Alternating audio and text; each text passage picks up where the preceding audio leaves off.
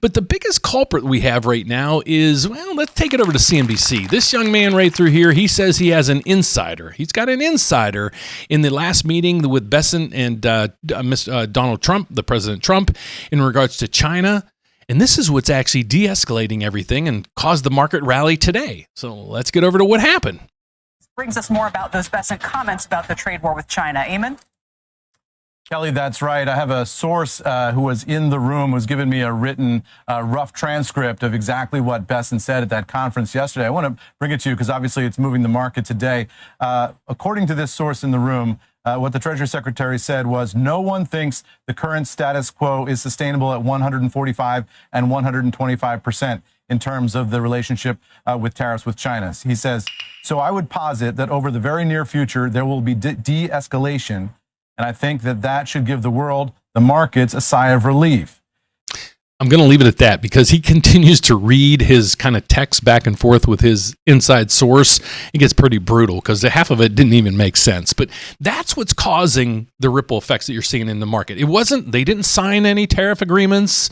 They're just saying, well, these tariffs can't continue on the way they are. We're going to negotiate something. And it's starting to de-escalate at this time. So just the good news alone is what caused this to happen. Okay, so here's what I want you to understand. If this happened because of just the rumors, what's going to happen when it actually takes place? So let's get over to Yahoo Finances. When will mortgage rates go down? Okay, so we have to look at the functionalities behind everything that really affects mortgage rates. What affects mortgage rates? Well, the 10-year Treasury, bond yields, what the Federal Reserve does. Okay, so these are all things that are affecting where mortgage rates go.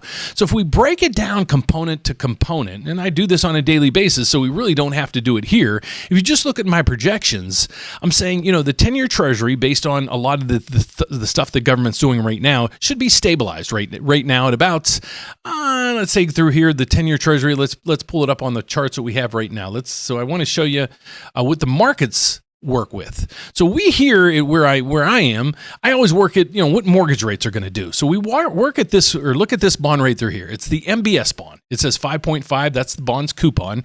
And we focus in on this, but this gives you the price of the bond. So what we have to do is figure out what the yield's doing. So you guys know when the price of the bond goes up, rates come down. Well, the nice thing on the 10-year Treasury, if you go over to here, it actually tells you what the rate is. Okay. So why they do that? I don't know. But here's a lot of things that's happening in the background. Look at these gaps being filled, the movements in all this. This is a wild ride, folks, and it's normally not like this. Okay, but if you focus in on the 10-year Treasury, here's the norm throughout history. You take the 10-year Treasury yield, and you could add on the high end,